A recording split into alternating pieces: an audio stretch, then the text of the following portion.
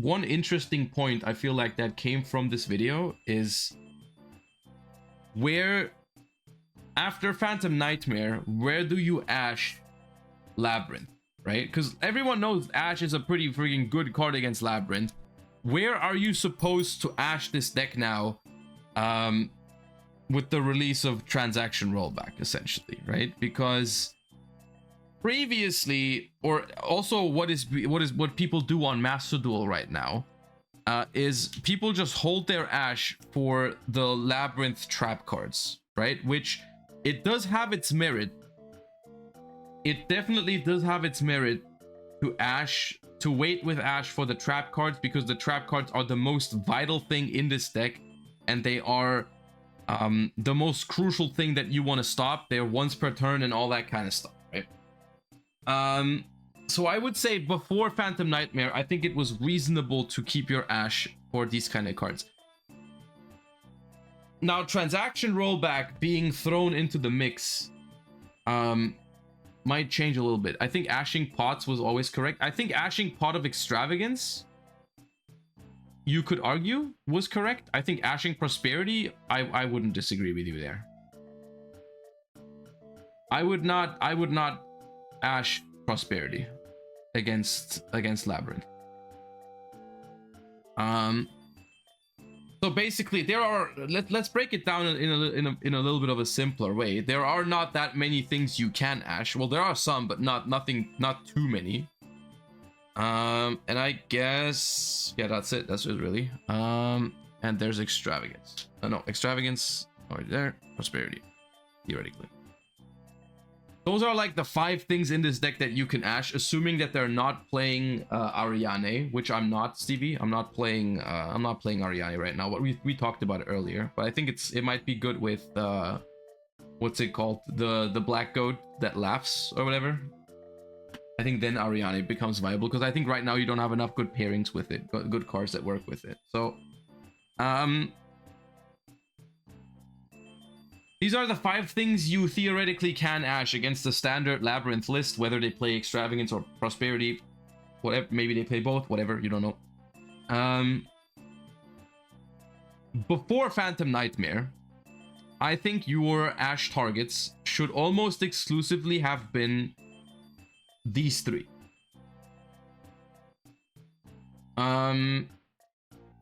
You should not have Ashed Ariana, I don't think, before Phantom Nightmare, and you should also, I would say you should not Ash Pot of Prosperity. So the reason why you have to Ash Welcome Labyrinth, first of all, because you might say, hey, what, Big Welcome is the way better one anyways, why am I Ashing Welcome Labyrinth? Well, the thing is, if your opponent has both, you have to think through the scenarios, basically. Just understand the different scenarios that happen. If your opponent has both Welcome Labyrinth traps, and you don't Ash Welcome Lab because you're like, well, I want to Ash the Big Welcome, that's way more important. Your opponent, if they're smart, they're just gonna summon Lovely first. And Lovely stops you from Ashing the other trap, right? So that's the one scenario, right? The other scenario is if your opponent doesn't have Big Welcome, because you don't always know that they have both, you know, maybe they didn't open, maybe they didn't search a single one, maybe they just went set 5 pass, and then they go Welcome Lab, right? You don't know if they have Big Welcome or not. But even if they do not have it, you still want to Ash the Welcome, obviously, because then that's their only engine. You obviously want that. It's kind of similar to, I remember having this discussion when Branded was relatively new, and people were like, I don't think you should imperm the Aluber, you should wait for the Lubellion. That was something that, because what if they have Branded Fusion anyways? You know, that was the argument. If they already have Branded Fusion, you shouldn't imperm the Aluber. The problem with that argument back then, it was the same thing. If they already have Branded Fusion, they search Branded Lost, and then you can't imperm the Fusion either, right? And so it's basically the same argument but different cards, right? Like if they already have Big Welcome, you won't be able to Ash it anyways, because Welcome Lab summons Lovely, which is essentially the Branded Lost in this scenario, right? So that's that. That's why obviously if they start with Welcome, you Ash it. If they start with big welcome, you definitely ash it, because ash, if you can ash this shit, do always ash it. The reason why against Furniture Lab, and I'm talking Furniture Lab, ashing Pot of Extravagance is good is because of this interaction between the two Labyrinth traps. If your opponent activates Pot of Extravagance to draw 2 cards, it is so likely that they're gonna get to both traps anyways, that I'm gonna be honest with you, you might as well ash the Extravagance and just hope they don't have enough engine.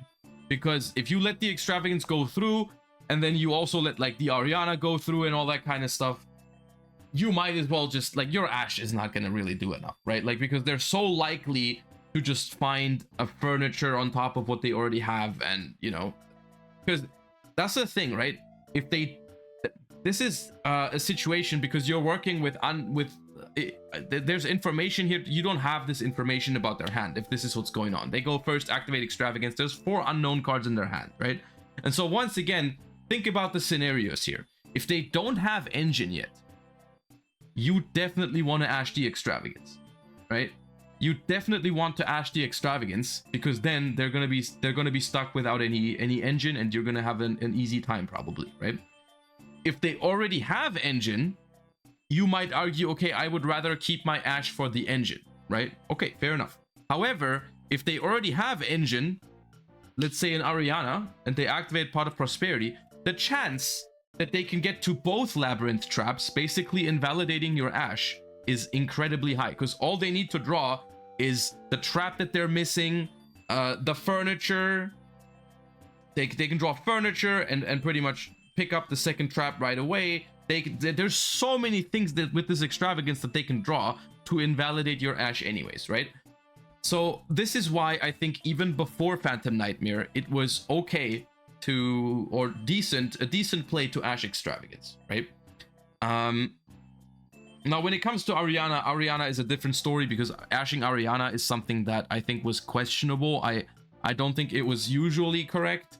That was genuinely a gamble on do they already have engine or not. Because if they already have engine, ashing Ariana is not great.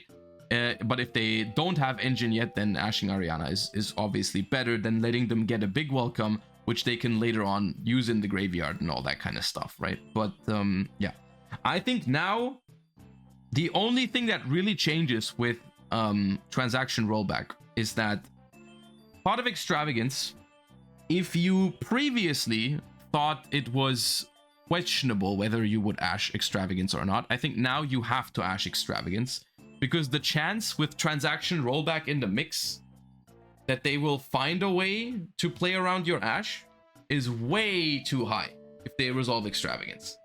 Like, if you let them draw 2 cards, you might as well delete your own Ash Blossom from your hand. Like, they're most, unless they actually break, the chance that they have a way to play through your Ash Blossom is incredibly high, because it's not only the hands that get to both trap cards that can play around Ash now, it's also every single hand that can assemble rollback plus furniture. Because if they have rollback plus furniture, they're just going, like, they just go furniture, discard, set big welcome. If you then later on ash the big welcome, okay, well, cool, big welcome goes to grave, transaction effect, copy big welcome, resolve it anyways, right? And so, like, you might as well just ash the Extravagance, because that's a guarantee that they will have 2 less cards to work with, right? No matter if they have combo or not, right? And that's particularly the reason why transaction rollback is so good for Labyrinth, is because the deck genuinely isn't that weak to ash anymore. It's like if they gave Branded a second Branded fusion, like almost, like unironically. So that being said, ash the Extravagance if you can.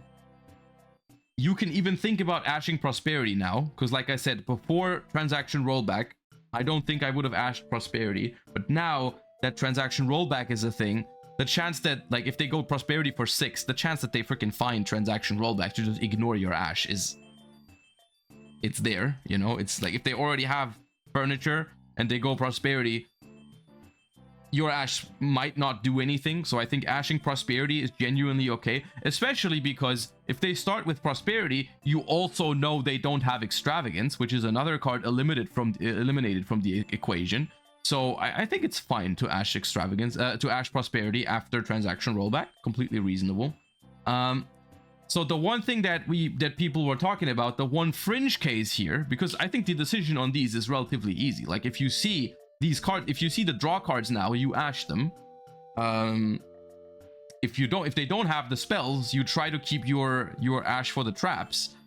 But what about Ariana, right? What about Ariana? So let's think about this. When once again, it's a similar situation. Our opponent is going to go first, and he's going to have, or they're going to have 4 cards in their hand. Unknown cards. The only information we have about these 4 cards in hand is at this point that they're not Extravagance. Pretty much. Everything else we don't know. Because if they had Extravagance, they wouldn't start with Ariana. So there is... In which case would you want to ash the Ariana? In which case would you not ash the Ariana? Because like, let's say they have...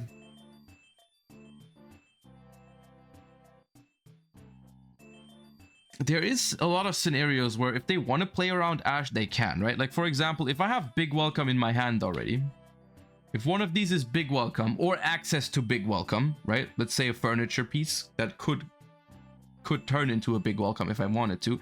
If the Labyrinth player normal summons Ariana, and it goes through, they have 2 options. They can either go greedy and go for like Ku Klok shenanigans, or they can just play it safe and grab a Welcome Labyrinth, right? To go like for the lovely, to protect the Big Welcome. Both of those options are possible, right? This is a matter of it's basically at you have to decide what you think is your opponent is more likely to do, because if your opponent goes for a furniture here, not a furniture, if your opponent goes for a Ku Klok here, you could get rewarded for not ashing the Ariana, because if they Ku Klok and they commit more cards into your